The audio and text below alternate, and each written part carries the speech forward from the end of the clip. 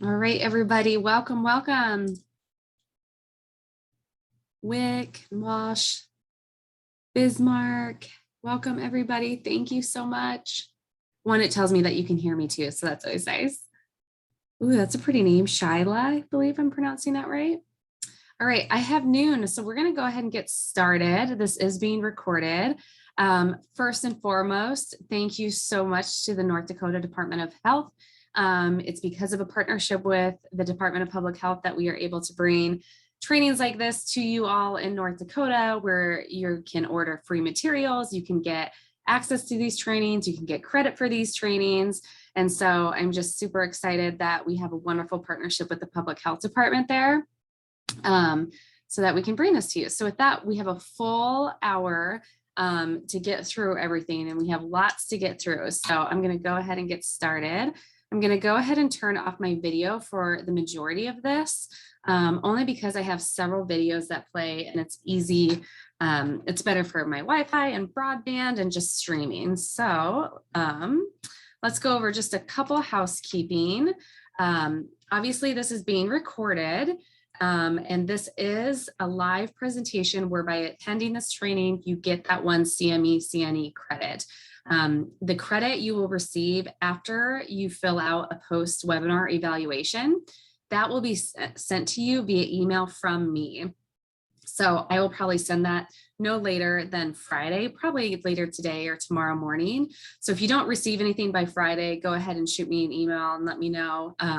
But you should receive the link to one, you'll have a link to watch the recording again if you want. And then you'll have a link to that evaluation. Once you fill out that evaluation, then you'll get that certificate about your credit that you can use and have in your records. And so this is credit is given through the Clinical Directors Network, CDN. And so that's what you'll see. And so also as a presenter today, I have no disclosures regarding any financial relationships or unlabeled investigational uses of products. And so with that, we're going to go ahead and get started. Here's my contact information. If you need it, again, I'll be sending out all the materials, a PDF of the slides, a recording of the webinar, the evaluation, a link of how to order materials, but I also love hearing from you. So I would love to know, what you're seeing. You're the grassroots, you're the one that's going to be implementing this and talking about Count the Kicks with your patients and clients. So feel free to reach out and let me know anything that you need, any other resources, and then we can take that back to the Department of Health and say, hey, this is what we're hearing. This is what we think we need to provide and go from there. So really excited today to be with you all. I have a background in public health. I'm passionate about women's and children's health, and I really am passionate about systems change. I love trying to find ways to integrate things into your workflow so that you can make things easier. And so you'll hear me talk a lot about be thinking through some ideas of how you can take this information you learned today and how you can integrate it into your workflow so that you can be talking about stillbirth prevention with your clients and patients easily and daily when you meet with them in the third trimester. So before we go too much further, I want to share a video. I'd like to share this video for a couple reasons. One, it's a feel-good story. It's about a baby saved Ruby, who was saved by her mom when her mom noticed reduced fetal movement and spoke up to her provider about it. She was using the app that we'll talk about in a little bit. It also showcases a little bit more, if you're not familiar with the program, it talks a little bit more about how the app works and how to use it. So it kind of gives you just a brief couple-minute overview of how to use it for those who aren't familiar with it. And then finally, I think it does a really good job of showcasing the importance of storytelling, that mom-to-mom storytelling. Anytime you can share a video like this with your expectant parents, anytime you can share videos and stories, or you have a story of your own, we want to share it because this is what moms remember. This is what expectant parents remember. This is what grandparents remember. This is what they're going to tell their pregnant friends about. So anytime you can share these stories, I would definitely share them. So this might be slightly delayed, but I think you'll be able to hear it and everything just fine. We're going to turn now to that GMA parenting alert about a free app a mother says helped save her baby's life by tracking how often she kicked. ABC's Diane Macedo is here with that story. What is this all about? So this mother says that everything was completely normal in her pregnancy until one day, thanks to this app, she noticed that something was off. Well, it turns out her baby was in real trouble. For Emily and Jeremy Ecoff and 2-year-old Liam, oh, nice. life with their new baby Ruby is extra precious. We have a healthy baby girl, and we could have had a burial instead. Ruby is lucky to be alive, and her mom says that's largely thanks to an app. The free app called Count the Kicks aims to prevent stillborn deaths by helping moms record their baby's movements.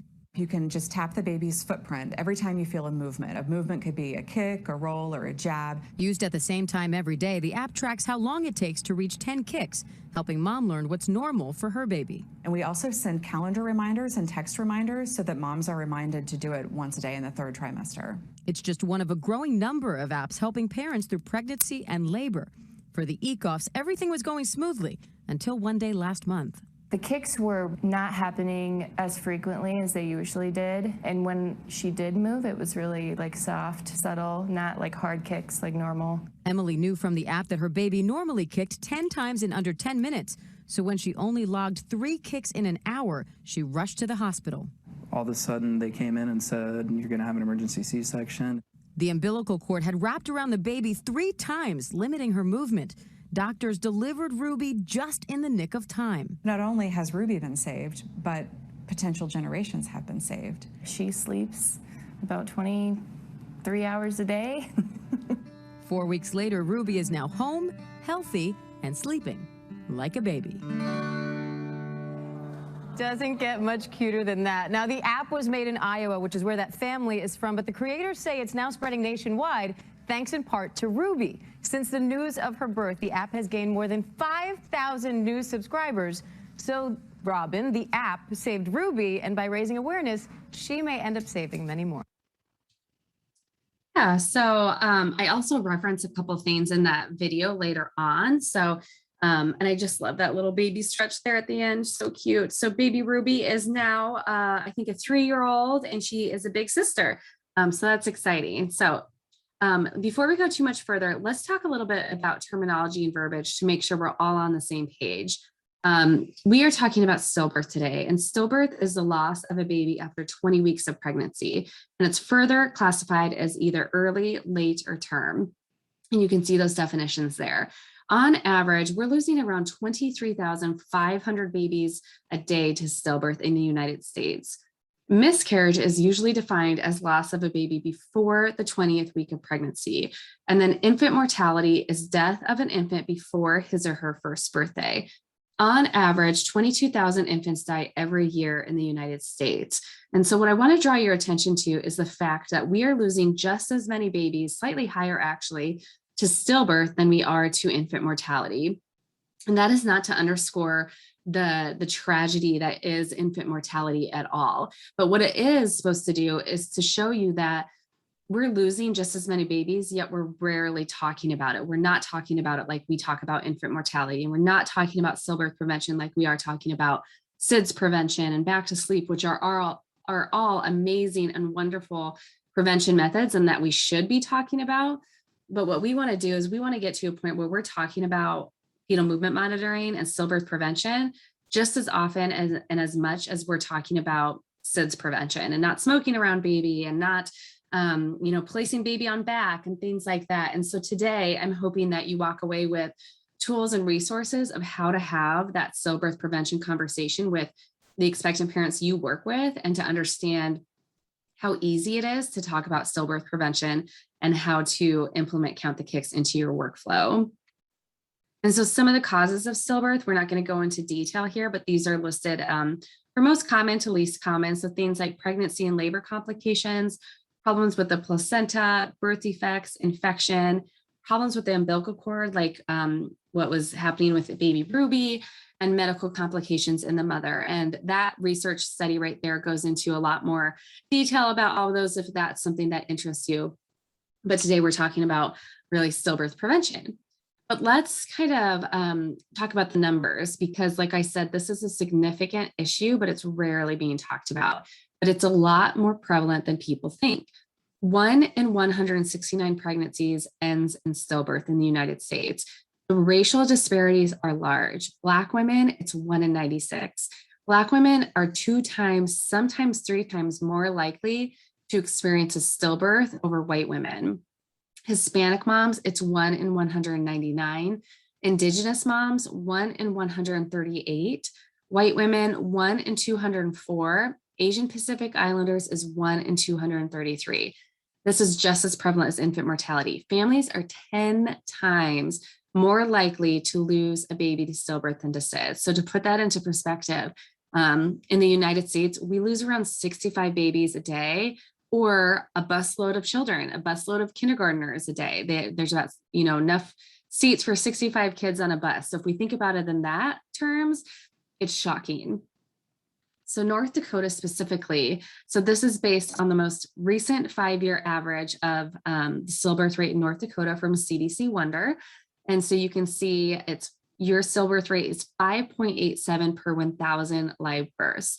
If you look at that chart, you can see that you've kind of fluctuated back and forth over the years. The US is that teal, North Dakota, you are that red, and then Iowa is that yellow. And so it looks like there's a little bit of a increase there going on from 2018 to 2019. We don't have 2020 numbers yet, but on average, North Dakota loses around 64 babies a year to stillbirth. And so in Iowa, which we'll talk about here in a minute, we are saving 1 in 3 at-risk babies. We've seen a 32% reduction in the number of stillbirths since the inception of Count the Kicks. And so if we bring this, which we have, to North Dakota, and we implement it and replicate it just like we have, we will save potentially 21 North Dakota babies on average could be saved with this campaign. So here's what I was talking about in Iowa. You can see, again, the red line is the United States and teal is Iowa. And then that dashed line is the stillbirth, is the downward trend. So we've seen, so Count the Kicks was created in 2008 by 5 Central Iowa women who all experienced stillbirth or infant loss in the early 2000s.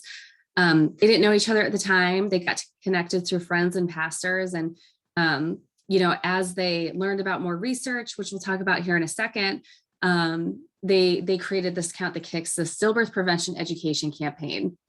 And so with this campaign created in 2008, you can see we were the highest on record for stillbirth rate. In the first 5 years of the campaign, we saw about a 39% reduction in the number of stillbirths among African-American women. And then in the 10 years in the decade, we saw about a 32% reduction. And so you can see that trend. We're at the second lowest level of stillbirth rate. There are times where in years, it shoots up because of things like it could be a syphilis outbreak or a pandemic, or things like that. We have all seen the data about COVID and pregnancy and the importance of getting your vaccine. And so we know that things can add off years like that. So that's why we're really looking at that trend overall over several years. So why are there such large disparities for stillbirth? And so researchers point to the following as causes for these disparities. And I think it's really important as individuals and organizations that we address these and we look at these and we look internally on how we can help combat these issues and work together to reduce these disparities. So things like systemic racism, toxic stress, research shows that years of being treated unequally and or unfairly, essentially being an African-American woman in a systemically unjust society, and everything that comes with it has led to real and pervasive health issues for Black women. Epigenetics, those physiological variations that are caused by external or environmental factors that switch genes on and off and affect how cells read genes instead of being caused by genes changes in the DNA sequence. The predisposition to certain conditions that may lead to stillbirth, like gestational diabetes, high blood pressure, all are linked to maternal stress. And experts say Black women are less likely than other races to receive early treatment for these conditions. Access to healthcare, socioeconomic barriers, but research shows education is not a determining factor. A college-educated Black woman is still more likely to lose a baby than a high school-educated white woman. And so what are we doing to, oh, my fire alarm's going off, I think. Sorry, guys. So what are we doing to reduce these disparities? We have a health equity coordinator on staff. We're always looking for funding opportunities to reduce racial disparities that persist in stillbirth. We're an inclusive organization with 100% board and staff trained on anti-oppression and structural racism. We have improved programming based on lived experiences of women of color. We're working within marginalized communities, elevating voices of women of color. We have our app in 12 languages, and we have culturally appropriate educational material. We also have videos and printed educational materials and FAQs in multiple languages. So I don't know how many of you are really into research and journal articles and things like that, but if you're really into research and evidence and everything, then I highly suggest you go to our website and go to our evidence page. If you're not that into it and you're just kind of interested here and there, if you only read one research article, this is the one I think you should read. This is the research study that started it all. This was the one that the founders heard about at a public health conference that they were participating in, and they heard about this study out of Norway. And this study showed that when expectant parents were educated about the importance of tracking fetal movement in the 3rd trimester, that babies could be saved if they knew to track their baby's movement, to understand what their baby's normal is. And then among this cohort, they saw in this Norway study, they saw about a 30% reduction in the number of stillbirths. And so the founders, the 5 women in Iowa had heard this and they said, oh my gosh, that is amazing. We can do that. We can bring something like that back to Iowa, and great things start here. And that's exactly what they did. They came back to Iowa. They worked with the Iowa Department of Public Health and a local marketing company, and they created the stillbirth prevention campaign, Count the Kicks. And so one of the quotes from this research article from Dr. Ruth Fretz, from one of the researchers, has stated that tracking fetal movement is a non-invasive way for expectant parents to monitor their baby's health in the 3rd trimester of pregnancy. Babies can be saved when expectant parents are educated on getting to know their baby's normal movement pattern starting at 28 weeks and to speak up if they notice a change. And so that's what they did. They created that Count the Kicks stillbirth prevention campaign. Some other evidence that I want to highlight for you: we were named a best practice by the Association of Maternal Child Health Programs, AMCHIP. They do a thorough scientific review, and they're the leading maternal health association in the United States.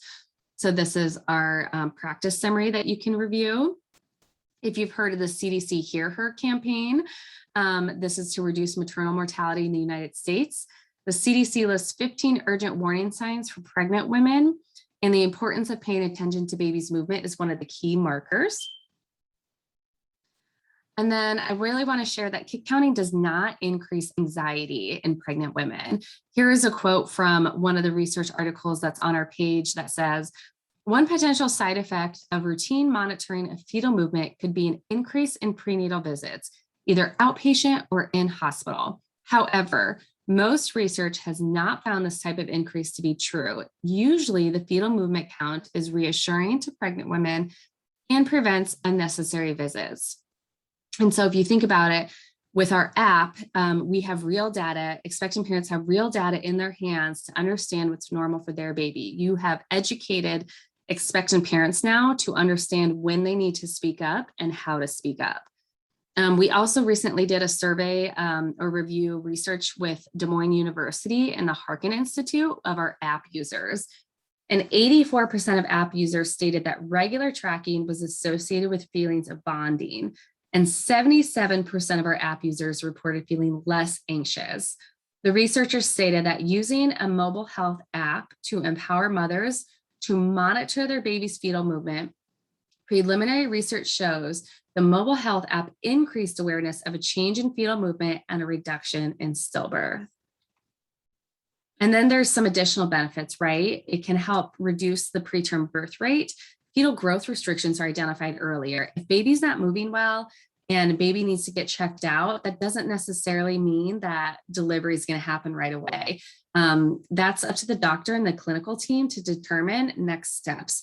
And so a lot of times, maybe it's something where 9 times out of 10, everything's fine, or they need babies trying to be delivered early and they need to stop contractions. And so maybe mom's put on bed rest or given some medication and baby gets here full term just fine. We also know women bond with their baby this way. They can include the whole family, capacity there where they can say, come on, let's feel baby's movements. Let's feel your brother's movements or sister or whatever. It really does promote that bonding. And it may indicate that mom is experiencing a health issue. Research shows that women who have stillbirths are at substantially higher risk for severe maternal morbidity than women who have live births, regardless of the cause of fetal death.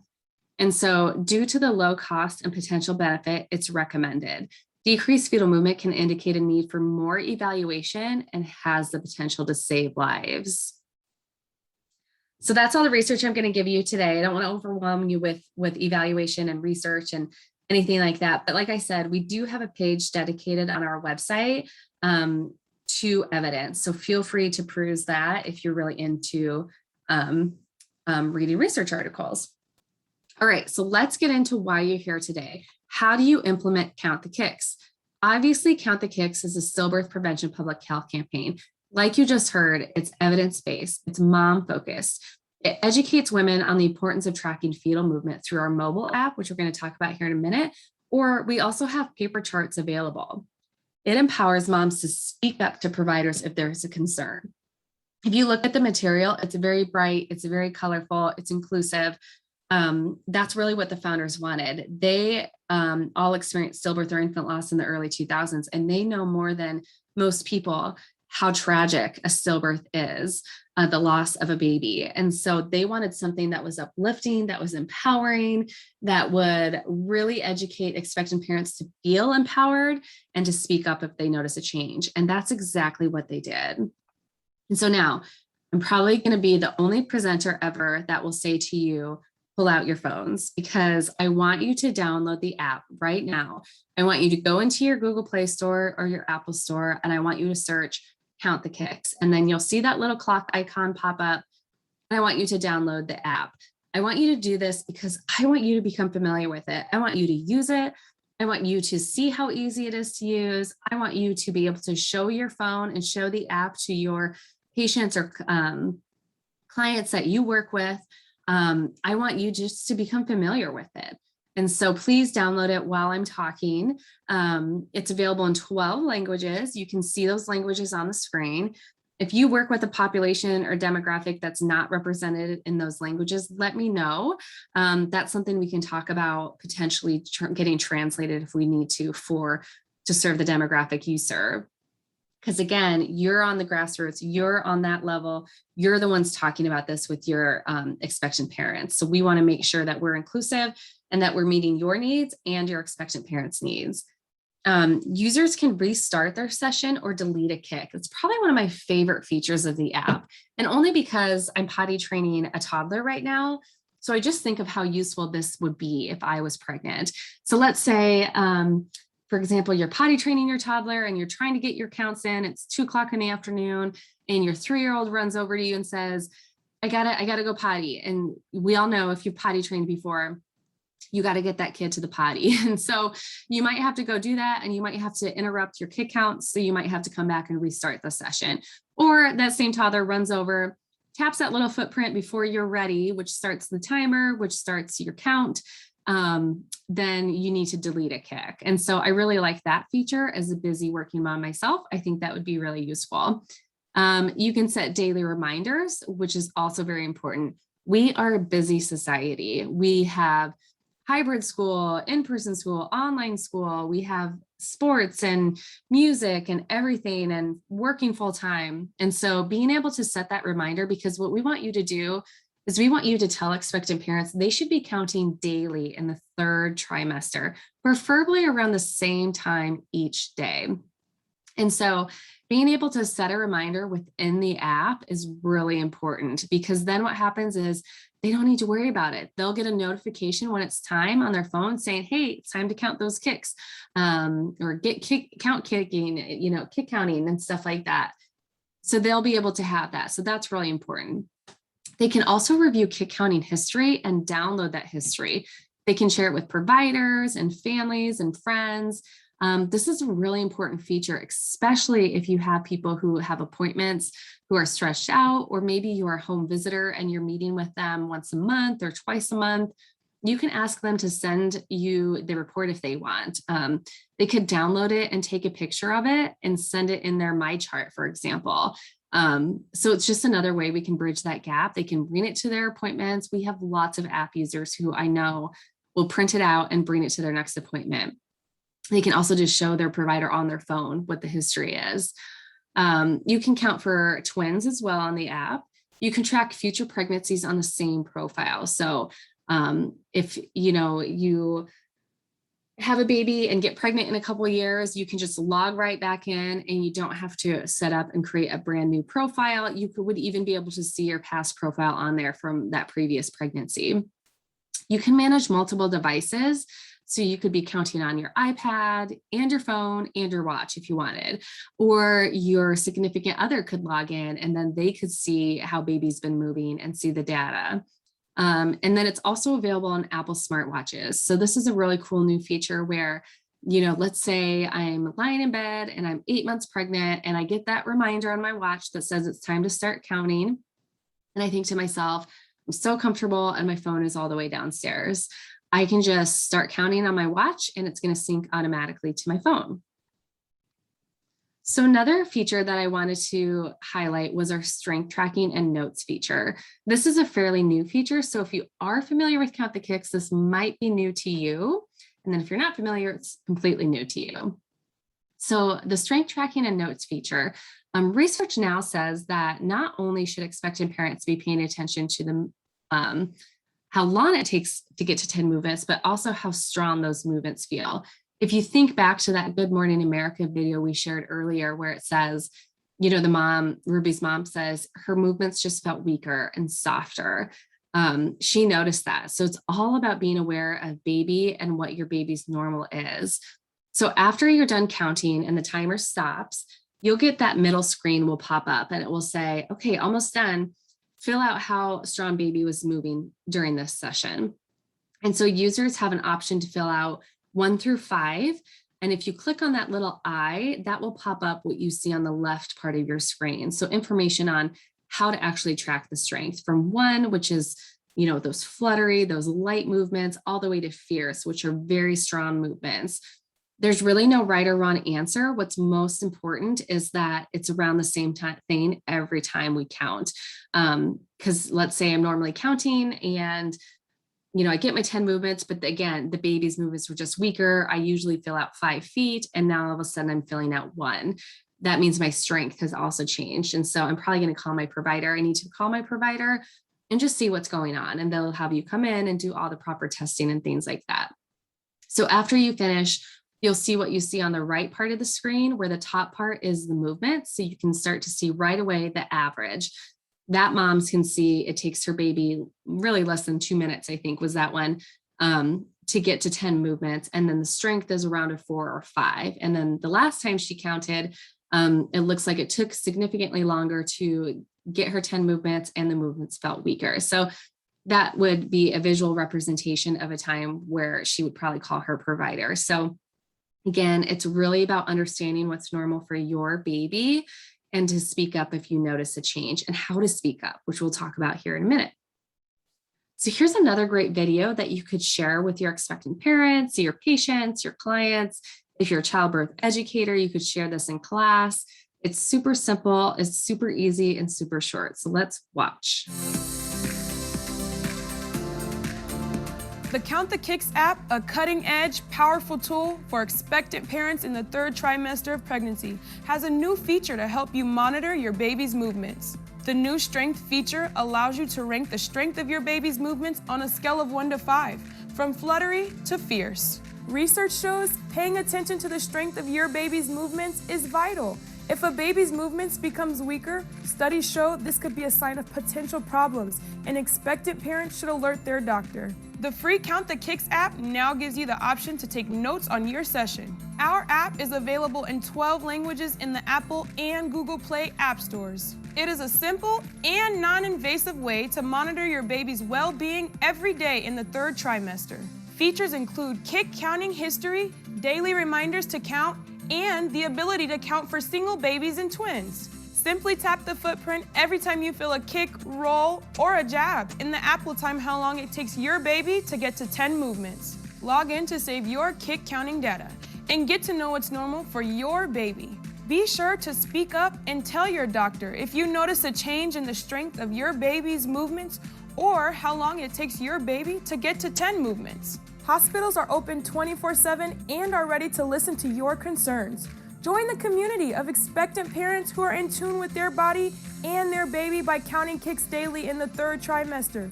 You can also find it on Apple Watch. Download Count the Kicks and start counting today.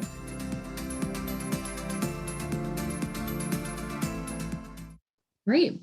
So like I said, a really short, quick video of how to use the app. You tap the little footprint when you're ready to start counting and a timer starts. And then the app will show the user after a few sessions, how long it takes baby to get to those 10 movements. So we really have that visualization of what's going on, what's normal for your baby. And it's really important to understand that every baby is different, every pregnancy is different. And so we don't want to be comparing. We just want to know what's normal for our baby. So let's talk about how to have that stillbirth conversation and when. We want you to begin talking about Count the Kicks around 26 weeks if you're working with somebody that is high risk, or 28 weeks either way. So basically at the beginning of their third trimester. Saying things like, do you know about the importance of tracking your baby's movements? Or let's talk about how to track your baby's movements. Just opening up the conversation just like that, handing them a brochure and say, hey, let's read this together and let's review this together. Talking about how movements are jabs, rolls, pushes, anything but hiccups. Hiccups are involuntary. Emphasizing things like this can help bond with baby. You can include significant others or brothers and sisters if you're working with a family unit. If you're a clinician or you're a nurse listening today, I know here in Iowa, we have to take our glucose test in the office and then we get our blood draw and then we wait there an hour and then we go back for a 10-minute appointment. So that's a perfect opportunity for you to say, great, you took that wonderful liquid. Go ahead and read this brochure. I want you to download the app, have your front office say this. And then when you go back, your nurse and provider will talk to you about this. So simple things that you can incorporate into your workflow that will make all the difference. So you might be thinking things like, I don't want to scare moms. I know that is something that you might be thinking, but we need to really understand that pregnancy is full of risks that we talk to moms about. And stillbirth is another risk that moms deserve to be educated about. Just like we talk about not smoking, taking a prenatal vitamin, not drinking, we should be talking about this as well. We do all of these tests while we're pregnant. We do blood tests and ultrasounds and check things out. And, we need to make sure that we're not treating expectant parents like flowers that we're stronger than people realize. Stillbirth just happens. There's nothing we can do, but there can be warning signs if moms know what to look for. And reduced fetal movement is one of the earliest warning signs that baby's in distress. Her baby's always active. It's not a concern. You're going to get this one a lot. I promise you will get this. Every time I bring it up to expectant parents, they say, I don't need to do this. My baby's doing somersaults in there all the time. And I'm always like, that's awesome. A healthy baby is an active baby, but babies are active until they aren't. And cord and placental accidents can be sudden. You need to know what's normal so you can notice a change and speak up if you have a change. She's almost at her due date. The risk of stillbirth actually increases as a mom approaches or exceeds her due date. So a couple of things to think through. Let's say you're talking to a mom who has had a stillbirth previously. So how do you do that? How do you broach that subject? You bring this up like you would anybody else. You want to follow the same protocol. You want to talk about it more so because now they're at an increased risk of having an additional stillbirth. So you want to start talking earlier, around 26 weeks. Feel free to talk about the previous stillbirth and acknowledge her child. If you weren't aware of it, if you weren't her provider, or you're a new consultant for her, asking about the name, the gender, that type of thing, being empathetic, staying away from fetal medical terms like fetal demise. Ask if anybody has ever talked to them about the importance of tracking fetal movement.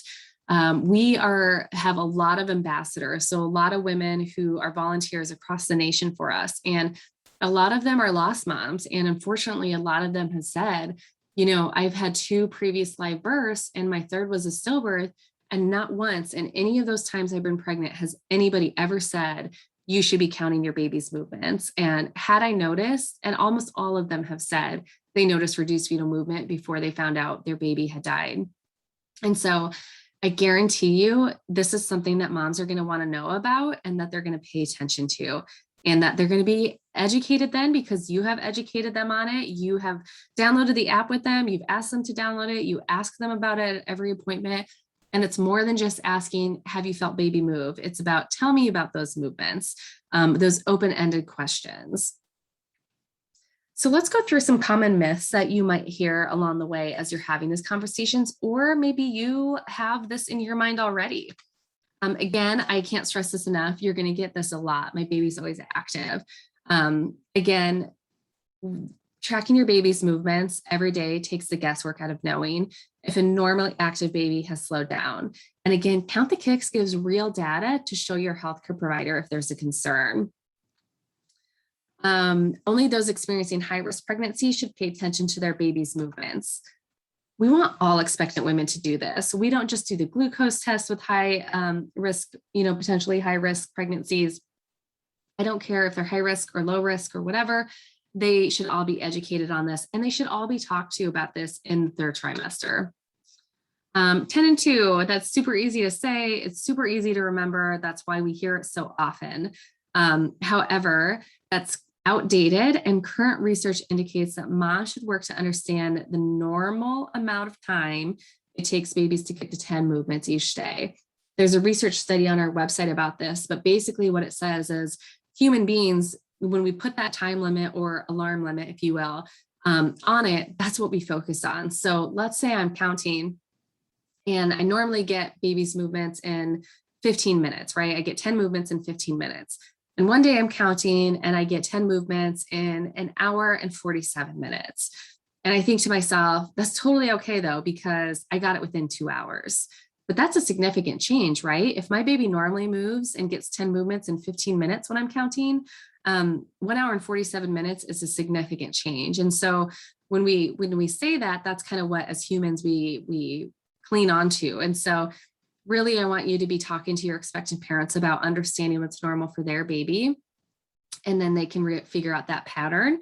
And that's what the app does. It helps them figure out that pattern, that trend, their baby's average, so they know when to speak up if they need to speak up.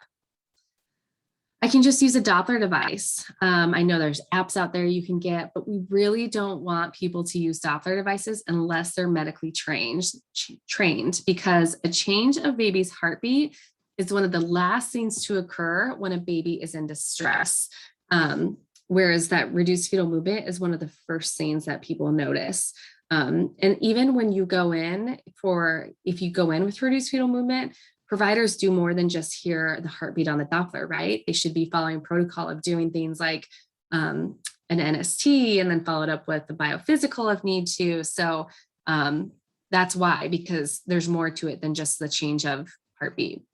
And that usually comes last. If baby isn't moving, I should drink cold water or eat something sugary to get baby moving. Research has really moved away from this because kick counts are best monitored without interventions like juice. If baby isn't moving like normal, parents should speak up to their provider right away. So if you think about it, when you and I are sick, we just kind of lay on the couch or the chair and we're in bed and we don't want to move that much. The same with baby. If something's going on in utero, whatever it is, it's making baby not move as well or as fast or, as normal, then they need to speak up to their provider. We don't want to force baby to move, right? If they're not moving normal originally, we don't want to cause something to make them move if something's really going on. Here's something that you might hear if you work with a lot of multi-generational households or people that, you know, are really close to their grandparents. I know I heard this a lot with my kids. Babies kick less near the end. They don't kick less. The movements just change. They feel different maybe. There's more jabs, less of those huge rolls. But we know this, babies move up to and even during labor. And again, if expectant parents are monitoring their baby's movements, the same time each day, it should still take about the same time to feel those 10 movements. Again, high risk, no, we want everybody to be doing this. Triage, if you are a nurse or you work with nurses or doctors' offices, or you have the ability to talk to them, please, please, please let them know that labor and delivery, triage, emergency rooms, those are all perfect places to have this. I think people think they don't need this because automatically somebody comes in and they get sent to delivery, and that's not the case, right? You go through further testing, and I went to triage 3 different times for something for my daughter, and I got sent home every time. Everything was cleared. That would have been a perfect opportunity to send home with me an after visit summary that talked about Count the Kicks, to have the nurse go through why I should be doing that, and to contact labor and delivery or my doctor again. So yes, this is the perfect time to have this type of information. So again, you heard me at the beginning talk about how passionate I am about integrating this into your workflow. So whether you're a WIC consultant, you're a home visitor, you're a nurse, you're an OB provider, there are lots of different ways you can integrate this. You can use a form at check-in. You can ask individuals during their 3rd trimester. You could train your front office to hand them a form to fill out and hand to the nurse, which we'll share in a second. You could include this in your family care intake form. If you're asking already about pregnancy and they list that they're 12 weeks pregnant or they're trying to get pregnant, is there something you could add to your form so it could flag you or another person in your office to say, you need to be talking about this when they hit their 3rd trimester, and put it on your calendar, put it into your system. Again, your glucose tests, EMR, EHRs, is there a question you could add that could pop up every time that person's there in their 3rd trimester, reminding you to ask about fetal movement, just things like that. This is an example of our gold standard form that a hospital system will implement. You can see if somebody comes into their provider's offices and they get sent home, everything gets checked out. This is what's on their form, no matter what they came in for. They have this Count the Kicks information. And so we worked with them on the verbiage. This is just an example of something we can do. I'd be happy to look at any forms that you have. I'd be happy to send this to you electronically, because I think this is just another way that is a reminder for you as a provider to make sure that you're sharing as much as possible about the importance of tracking fetal movement. Here's an example of a clinic that has instituted a form like this, where when somebody comes in and they're checked in and the front desk knows they're in their 3rd trimester, they're given this form to fill out, and then they are asked to hand it to their nurse when they go back to their waiting room. Another option is their nurse asks them to fill it out while they're waiting for their provider. It's just a way to start that conversation with the provider and nurse to talk about this. This should really take about 3 to 5 minutes is all, talking about this with your patient. Excuse me. Here's another example of a partnership in Celebrate One. This is a community-based organization in Ohio. They serve about 2,000 pregnant women every year, and they serve them, and then they give them resources and tools, and they send them on their way. And so they really only have one time with these individuals, so they need to make it count. And so they ask everybody that comes to them to fill out this form. And in this form, there's this section about, are you pregnant? Have you started prenatal care? Have you downloaded the app? Yes or no? And then we worked with the agency to come up with information and verbiage that they could either read or have the individual read. Celebrate One serves primarily African-American women. And so really ensuring, knowing that Black women are 2 times more likely to experience a stillbirth, we really wanted to add that in. So, because that would be a good talking point to add here. We also have sample lesson plans. For childbirth educators, if you are not a childbirth educator, I still think this is really, really helpful because it talks through, you can really tweak this to meet your needs. You can pull pieces from it. So this is just something like I like to stress. It's on our website that you can access, you can download. We have so many wonderful digital tools and resources completely free to you. Please take advantage of it because it's really important that you're doing this.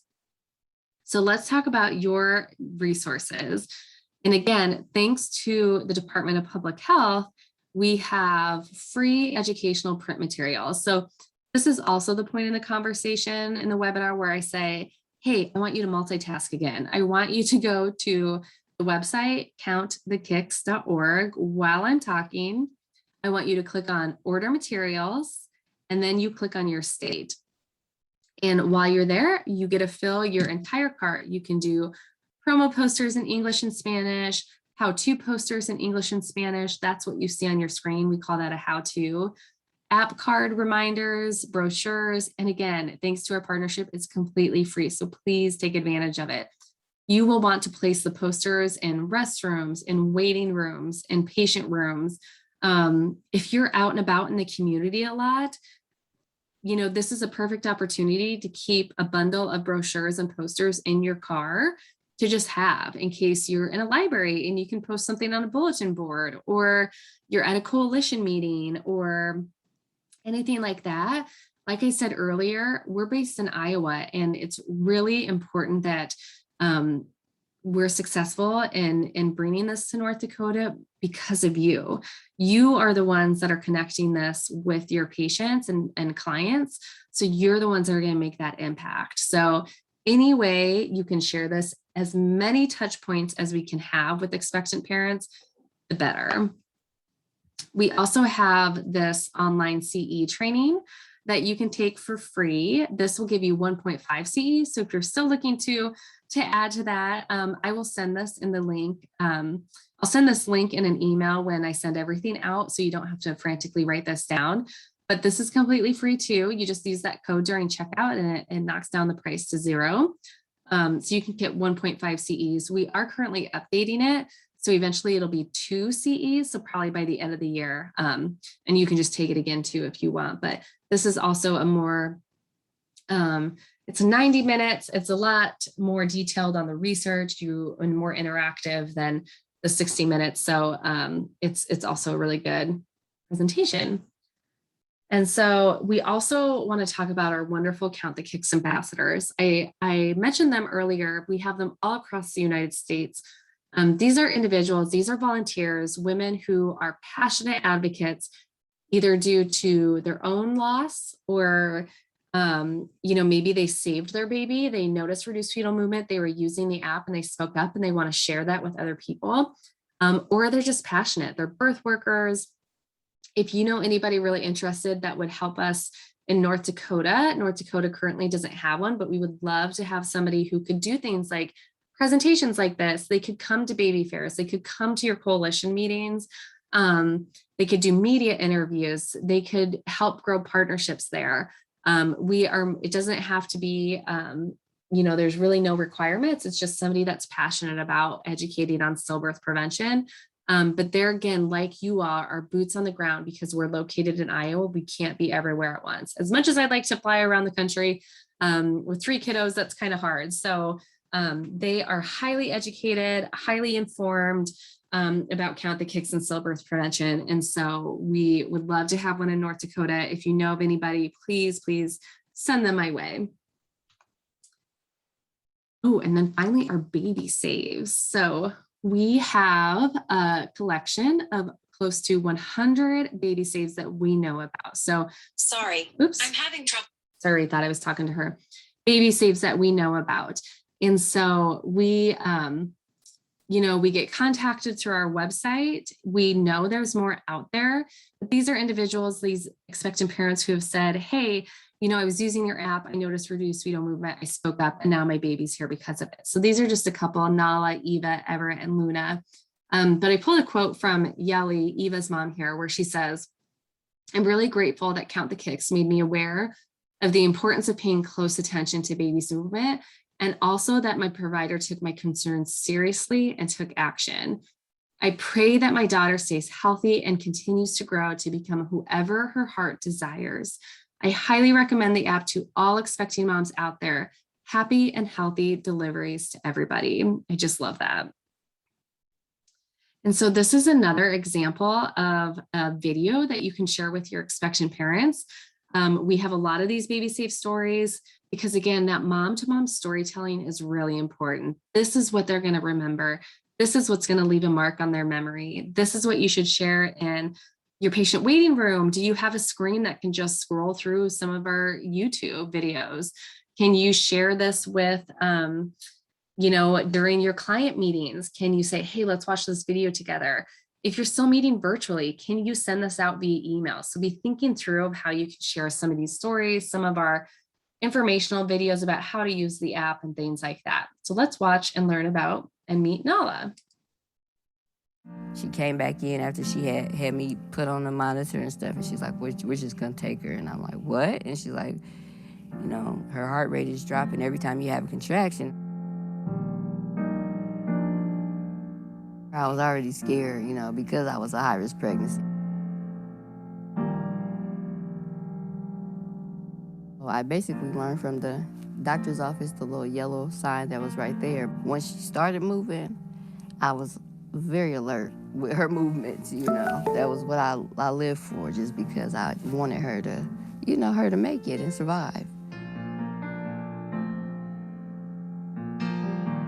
When she started moving, she moved, and she was consistent. It was always at a certain time. Nala was a kicker. When she started kicking, she was kicking. And this day, she wasn't moving at all. I started drinking cold water. I was drinking so much, my stomach was hurting to make her move. And she didn't move at all for me at all that time. So I'm just like, okay, I'm gonna get her checked out. It was the heart rate that was dropping. Like they said, her heart rate would drop real low every time I would have a contraction, and they were like back to back. She thought that it would save the baby, so she pulled her out. She was like, it's a good thing you came when you did, you know what I'm saying? Because if you wouldn't have, we probably wouldn't be having the same outcome.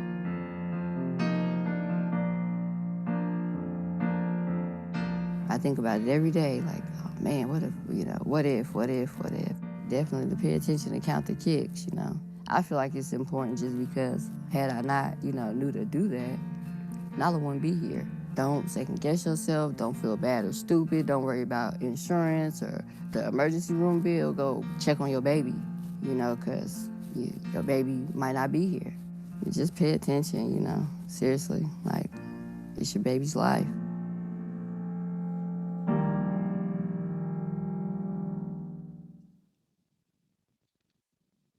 So I really like what Dana says there at the end, where she says, just pay attention. It's, don't worry about your insurance. Don't worry about your bill. Just go in because it's your baby's life. And that's what we talk about too a lot with, I know people were nervous about COVID and going in if, hospitals are open 24/7. So making sure that your expectant parents know who to call no matter what time it is. Is there an after hours line, or if they can't get a hold of anybody, or you're much like Iowa where you have a lot of rural areas.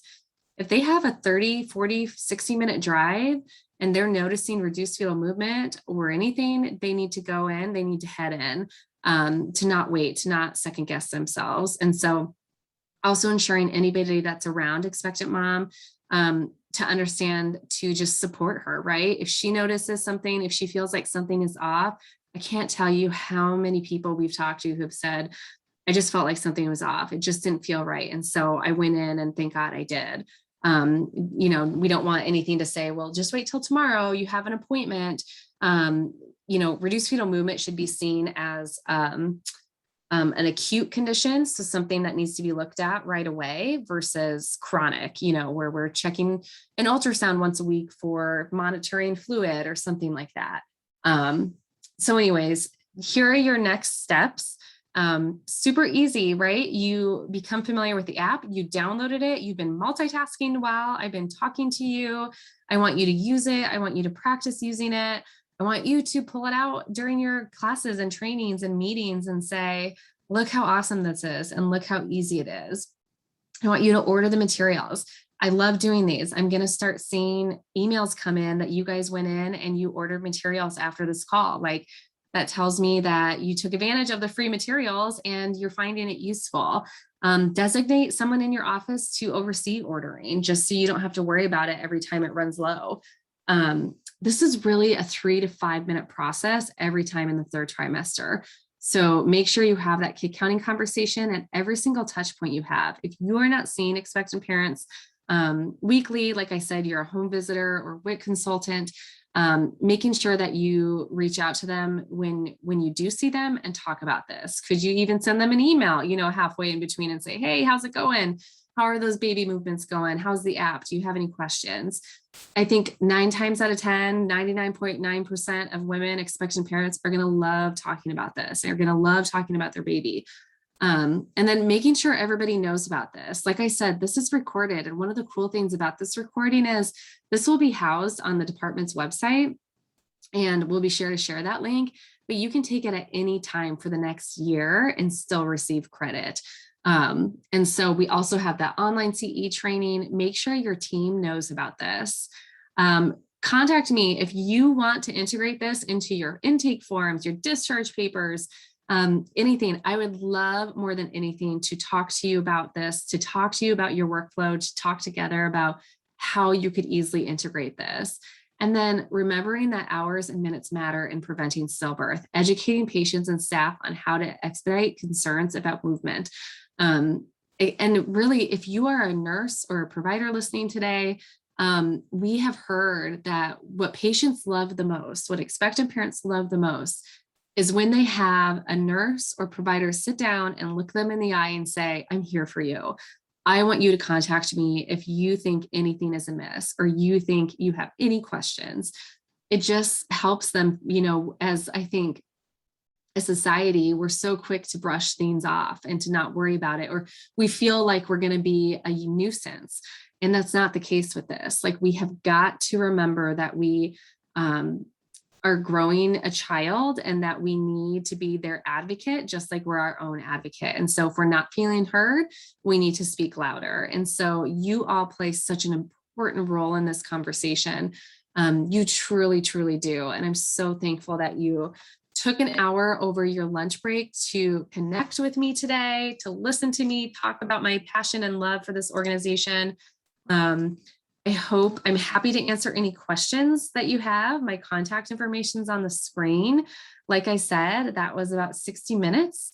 So you'll get your 1 credit. You'll get that through an email after you fill out the evaluation. You'll get that certificate. Like I said, I'm happy to answer any questions. Thank you for all that you do.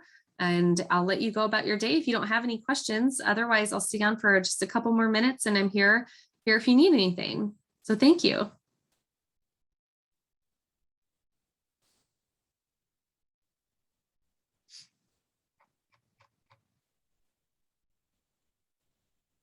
Thanks, Ashley. Thanks, everybody. So sweet. Oops.